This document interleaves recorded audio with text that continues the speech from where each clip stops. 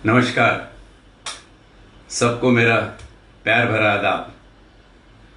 जनाब, मैंने वादा किया था कि आज महफिल ख्याल लेकर आपके सामने रूबरू हो जाऊंगा, सो आ गया हूं। इसका एक वजूद हम थोड़ा समझ लें कि ये प्रोग्राम करने के पीछे हम लोग की जो सोच है वो एक अनोखी सोच है। वो इसलिए कि आज हर इंसान अपने आप में कुछ बयां होना चाहता है। वो चाहता है कि मैं अपनी बात आम आवाम के सामने रखूं। वो भले मेरी ज़ाती जिंदगी के बारे में हो, मेरी घर गृहस्थी के बारे में हो सकता है आवाम के बारे में हो, समाज के बारे में हो, या फिर मेरे मुल्क के बारे में हो, लेकिन वो चाहता है कि मैं बयां हो जाऊं। अच्छा, ये बयां होना, ये फितरत क्या है? ये फितरत इस बात का सबूत है कि उसके जहन में, उसके दिल में ख्यालों की झड़ी लगी हुई है।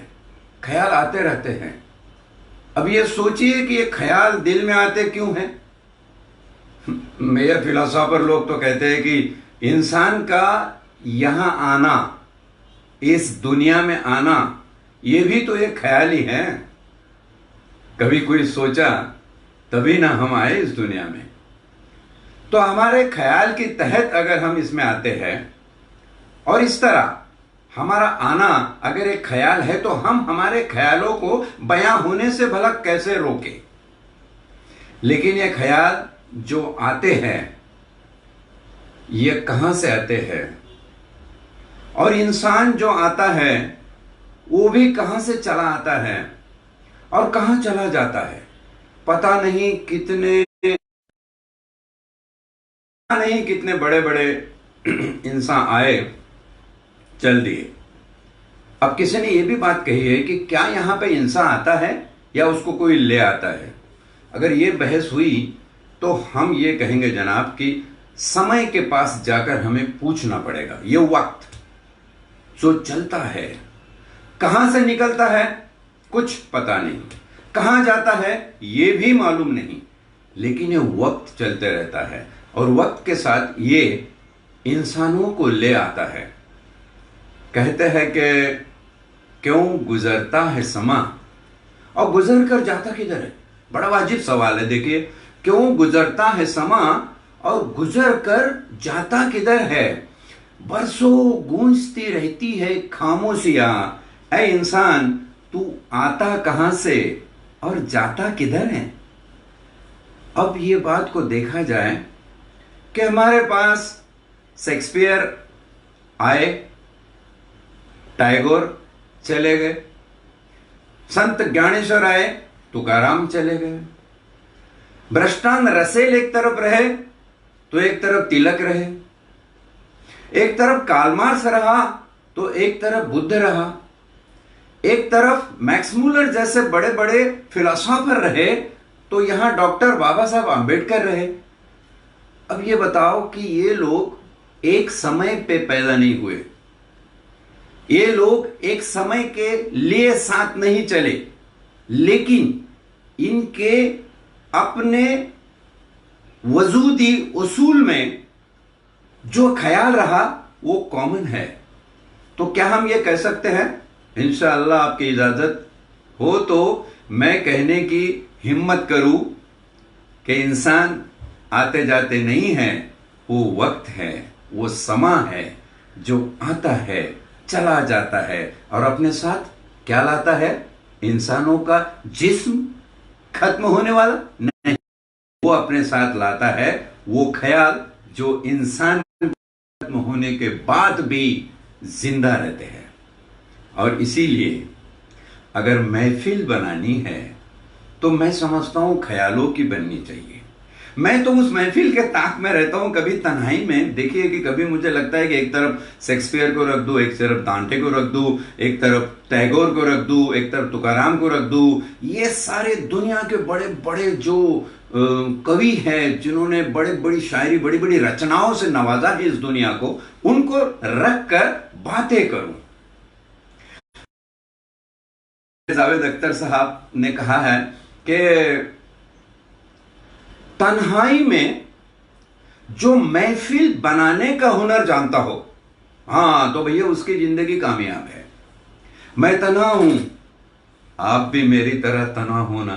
सच बताओ, ये कोरोना कोविड-19 ने हम सबको ऐसे कम तन्हा बना दिया, मजबूरी में तन्हा बना दिया और तन्हा जीने के लिए छोड़ दिया। अब ये तन्हाई अगर हमें बुला देनी है या तन्हाइयों में महफिल बनानी है, तो हम तन्हाइयों में महफिल किसकी बनाएंगे? हम ख्यालों की महफिल बनाएंगे। और इसीलिए ये जो प्रोग्राम है, ये जो यूट्यूब और फेसबुक के माध्यम से मैं आपके सामने मुखातिब हो रहा हूं, रूबरू आ रहा हूं, उसका शीर्षक ही है महफिल ख्याल। इंसानों की महफिलें तो खूब सजी है भाई। हमने भी वो काफी जलसे देखे हैं, वो मजमे देखे हैं जहां पर इंसानों के रेले लगे हुए हैं जो कभी कम ना होंगे। मैं जो बात रखने जा रहा हूं, आने वाले समय में ऐसी बातें रखने वाले कम न होंगे। अफसोस, शायद तब हम न होंगे। इसीलिए जो मुझे आज कहना है, जो मुझे आज आपको बताना है, वो बताने दीजिए। कल किसने देखा है? कोरोना के चलते क्या कोई गारंटी दे सकता है? कोई गारंटी नहीं दे सकता। इसलिए हमने इस महफिल ख्याल को अंजाम देने की कोशिश करी है। अब ये कोशिश आपके ऊपर निर्भर है। मैं अभी से आपको न्योता देकर रखता हूं, जो साझा इंसान अपने साझे ख्यालों से, हमें किसी से जंग नहीं करनी, हमें किसी से लड़ना नहीं है, हमें किसी का ज़मीर दुखाना नहीं है, किसको दुख देना नहीं है, तड़पाना नहीं है। हमें अपने दिल की बात उस साझे तरीके से सामने रखनी है जो रखना मेरा इंसानी हक हो। मिसाल बता दूं कि इट वॉज 1872, 1872 की बात है कि इंग्लैंड में जब एक साम्राज्यशाही, जिसको हम कहते हैं एम्पेरियलिज्म, चल रही थी, तब की बात है कि किसी को कुछ कहना हो तो बड़ा मुश्किल होता था। तो एक शख्स जिनका नाम है हाइड, जिनके नाम से हाइड पार्क भी बोलते हैं कई लोग उसको, बना हुआ है बकिंघम पैलेस से बिल्कुल नजदीक है। हम होके आए हैं वहां पर उस पार्क में, और इसीलिए हो क्या है कि ये जज्बा है क्या, ये बात क्या रंग लाई है। और हमें पता चला वहां पे जो हिस्ट्री हमने देखी कि ये इंसान जो जानता था कि अवाम के दिल में कुछ बसा हुआ है लेकिन कह नहीं पा रहे, साझा इंसान साझा बात नहीं कर पा रहा, तो उसने अपना एक माइक ला के रख दिया, एक टेबल रख दी और वहां पे खड़ा होकर एक स्टूल पे वो अपनी बात कहने लगा। वो बात लोग कभी सुनते कभी नहीं सुनते, लेकिन ये कहते रहता। धीरे धीरे लोगों के समझ में आया कि अरे इसने एक प्लेटफॉर्म बना दिया यार, और ये प्लेटफॉर्म ऐसा है कि यहां पर जिसके दिल में जो भी साझा बात है, साझा बात का मतलब भली भांति समझ लीजिए कि हमको किसी को दर्द नहीं बांटना है, हमको हमारे दिल की बात रखनी है, वो भी चैन और सुकून के साथ। तो ये साझा बात हम भी जाकर यहां पे कर सकते हैं। और धीरे धीरे धीरे धीरे वहां से एक मोमेंटम बना, एक आंदोलन की शुरुआत हुई, अच्छे ख्यालों का आंदोलन। और मैं समझता हूं आज भारत को, इस मुल्क को इस प्रकार के एक मोमेंटम की जरूरत है। कई प्रकार के ख्यालात है, कुछ बहके हुए हैं, कुछ बिगड़े हुए हैं। ऐसे ख्यालात जब तक बयां नहीं होंगे, जब तक आप एक्सप्रेस नहीं होगे, जोपर्यंत तुम्ही व्यक्त नाही होणार, माझ्या बाबांनो शुद्ध मराठीत सांगितलं तर, बयां होना ये कुदरती फितरत है तुम्हारी, और इसलिए तुम्हें बयां होना चाहिए। एक बात ये भी समझा दूं कि जो लोग बयां नहीं होते, ये शायर, कवि, साहित्यिक, लेखक, ये जो लोग होते हैं ना, बड़े नसीब वाले होते हैं। इनको बयां होने के लिए कलम मिल जाती है और हुनर मालिक देता है, तो वो बयां होते हैं कागजों पे, कभी अपनी बात में होते हैं, कभी हीरो हीरोइन है तो अपने एक्टिंग में बयां हो जाते हैं। अभी जैसे हम इरफान खान वाली बात देखे, ऋषि कपूर वाली बात देखे कि वक्त ने उनको हमसे छीन लिया, लेकिन जिस जज्बे के लिए इरफान जाने जाएंगे वो जज्बा कायम रहेगा। इरफान जैसे लोग आएंगे, ये कहना बड़ा ये है कि इरफान जैसे लोग क्यों ना हो, आएंगे, जरूर आएंगे।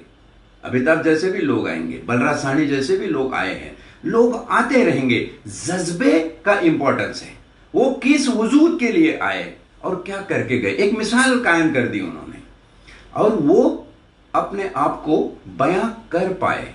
अब अगर बयान नहीं कर पाते तो क्या होता? बड़ा मुश्किल सवाल है। अगर मैं मेरे भीतरी ख्यालों के साथ बयान नहीं हो पाता हूं तो क्या होता है? शायद गुस्सा आता है। गुस्सा ये कभी भी किसी और पे नहीं आता। सबसे पहले गुस्सा अपने आप पे आता है कि साला सब कुछ है लेकिन मैं कुछ कर नहीं पा रहा हूं। फिर गुस्सा धीरे धीरे बढ़कर बाहर के लोगों पे आना शुरू होता है। आदमी फ्रस्ट्रेशन में जाता है, कभी डिप्रेशन में भी जाता है, और कभी गिल्ट भी आता है। ये गिल्ट साइकोलॉजी की परिभाषा में, मानस शास्त्र की परिभाषा में पॉइजन कहलाता है, जहर है। मेरे दिल में कुछ बात छिपी हुई है, वो मैं किसको बयां नहीं कर पा रहा हूं, एक पॉइजन बन के मुझे भीतर ही भीतर कुतरते जा रही है। और ऐसे कुतरते जा रही है कि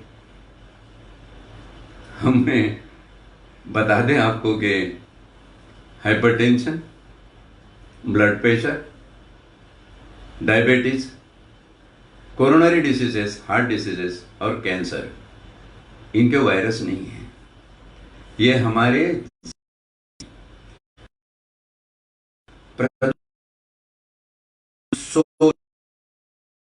होने उसकी तह, हिंदी में इसे मनोविकारण्य व्याधि कहते हैं, साइकोसोमेटिक डिजीज। खैर, कोरोना तो एक वायरस है जिससे तो हम वैसे, कोरोना से डरने की बात नहीं है। मेन जो बात है वो बात है तुम्हारे भीतर कोई मर्ज चल रहा है, और जब तक आप बयां नहीं होगे उस मर्ज की दवा नहीं होगी, उस मर्ज का इलाज नहीं होगा। ये जो अंदरूनी साइकोलॉजिकल मर्ज है, इसकी दवा होना, इसका इलाज होना बहुत जरूरी है। और इसलिए आज जो हालत में देख रहा हूं हमारे अवाम की, हमारे मुल्क की, हर कोई, शायद मजदूर है रास्ते से चल रहा है, वो स्टूडेंट है अपने परीक्षा की डेट यहां वहां ढूंढ रहा है, वो एक ग्रेजुएट, पोस्ट ग्रेजुएट है जो अपनी नौकरी को तलाश कर रहा है, एक छोटा मोटा धंधे वाला है जो देख रहा है कि कब जाकर ये खुले और मैं अपना बिजनेस चालू करूं, एक किसान है जो देख रहा है कि अगर बरसात के पहले खेती जोतने का सामान मेरे पास मैं जुटा नहीं पाया तो अगले साल भूखा रह जाऊंगा, बच्चे कैसे पढ़ेंगे, घर में कपड़े कैसे आएंगे, हम त्योहार कैसे मनाएंगे। ये सारी बातें जो है, जो हमें घिरी हुई है, ये नहीं कि ये बातें अभी घिरी हो कोरोना, हाँ कोरोना की वजह से मामला जटिल ज्यादा हुआ है, ये बात तो तुम सबको माननी पड़ेगी।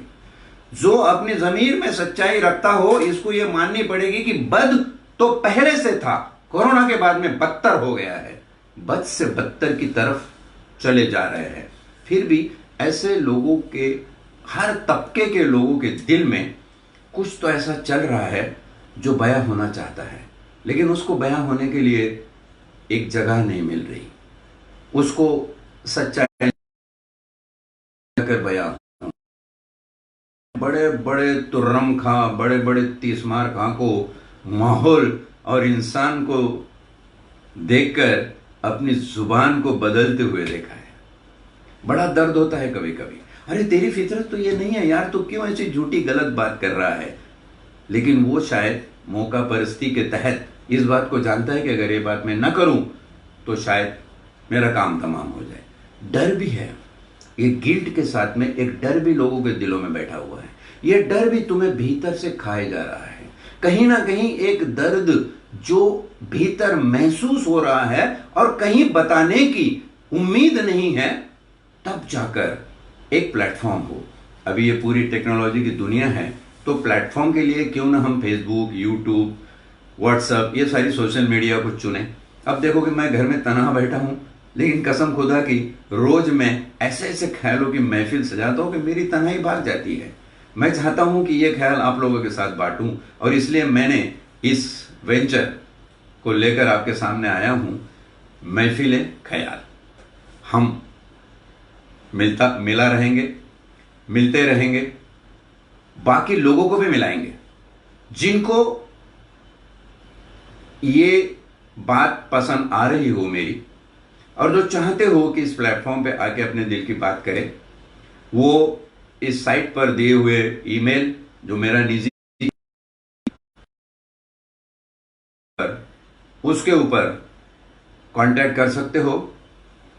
आप अपना बयान, लिखित स्क्रिप्ट भेज सकते हो। अपने बारे में अपना परिचय पत्र भी आपको साथ में भेजना है उसके साथ, ताकि हम आपको इंट्रोड्यूस करा सकें। और उसके साथ में ये ध्यान रहे कि आपको ज़्यादा से ज़्यादा 20 और कम से कम 10 मिनट बात करनी है। क्योंकि देखो, सच्चा जो जज्बा होम टेकिंग मैसेज होता है, आप अगर 1 घंटे की भाषण दे दो तो उसमें 5 या 10 मिनट की बात ऐसी होती कि जो लोग सुनने वाले अपने दिमाग में रखकर घर ले जाते हैं। होम टेकिंग मैसेज ये देने के लिए बहुत लंबा चौड़ा बात करने की ज़रूरत नहीं होती है, थोड़े में बड़ा अच्छा सा मैसेज आप दे सकते हो। और इस मैसेज को देने के लिए आप ये सारी चीज़ें भेजने के बाद में हमारी एक रिसर्च टीम है, वो टीम इसको स्क्रूटनाइज करेगी। इंशाल्लाह आपको वक्त और दिन बता दिया जाएगा। अभी फ़िलहाल मैं ऐसा समझता हूँ कि हर शनिवार को शाम को 7 बजे मैं आकर बात करूँगा। आप भी शनिवार को 7 बजे आकर इस प्रकार की बात कर सकते हैं, लेकिन उसके पहले आपको ये सारी फॉर्मेलिटी जो एक टेक्निकल बातें हैं वो उसको कंप्लीट करना होगा। और है अगर जज्बा आपके दिल में ऐसी कुछ बात करने का, तो ज़रूर आपको यहाँ पर मौका दिया जाएगा, लेकिन ये रिसर्च टीम डिसाइड करेगी, वो मेरी अख्तियारी नहीं होगी। इसलिए मैं सबसे इल्तजा करता हूँ कि आप इस मौके का फ़ायदा ज़रूर उठाएं, आए, बैठे, बात करें। पता नहीं कल हो न हो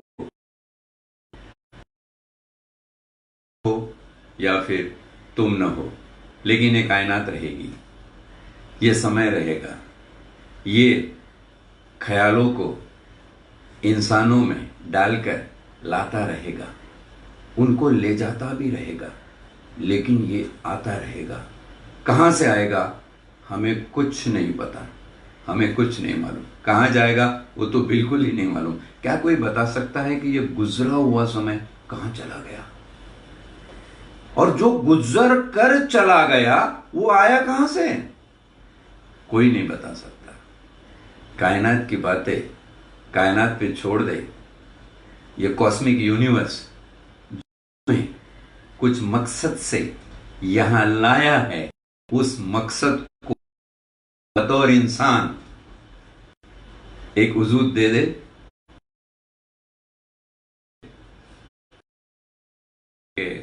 वजह बनाने में इस आपको, लेकिन अगर ये जज्बा दिल में है, थोड़ी सी हिम्मत है, तो आप चल सकते हो। और वैसे भी आप इस रास्ते पे चले या न चले, सबूत क्या है? सबूत क्या मांगोगे कि मैं उस वक्त था, उस वक्त चला? आप सबूत क्या दोगे? हमारे जाने के बाद में कब्र पर पता नहीं अभी कब्र कहाँ बनेगी और कैसे बनेगी। कोरोना ने तो पूरा सारा ढांचा ही बदल के रख दिया है। हमारी कब्र पर लिहाजी तौर पे 2 साल लिखे जाते हैं, पहले हमारे जन्म का, जिस साल हम मरे उसका। कई लोगों के कब्र में 2020 लगा दिया कोरोना ने। ठीक है, उसकी मर्जी है, लगा दे, लेकिन हमारे जन्म का साल और हमारे मरने का साल, इसके बीच में एक छोटी सी डैश होती है। यह डैश बड़ी इंपॉर्टेंट है। यह डैश क्या है भाई? यह डैश किसको क्या कहते हैं? यही तो तेरी जिंदगी है, यही तो तेरे होने का वजूद है, यही तो तू यहां से गुजरा उसका सबूत है बे। वो जो छोटी सी डैश है ना 2 सालों के बीच में, ये तेरे यहां पे होने का सबूत है। और तुझे अगर इस रास्तों पे अपना सबूत रखना है तो शायर की बात याद आती है। बड़ा अच्छा शेर है ये कि है मेरे कहने के लिए पांव का छाला कह दिया, मैंने तो दिल के छालों की बात करी है, आपसे छेड़ी है। पता नहीं अभी आगे जैसे प्रोग्राम बढ़ेगा ये झनकार और छिड़ती जाएगी, इसमें अच्छे अच्छे सुर, अच्छे अच्छे रिदम निकल कर आएंगे। ऐ मेरे पांव के छालो, अब तुम लहू उगा लो, क्योंकि ये रास्ते तुम्हारे चलने का सबक मांगते हैं। बहुत बहुत शुक्रिया। फिर मिलेंगे और जरूर मिलेंगे इंशाअल्लाह।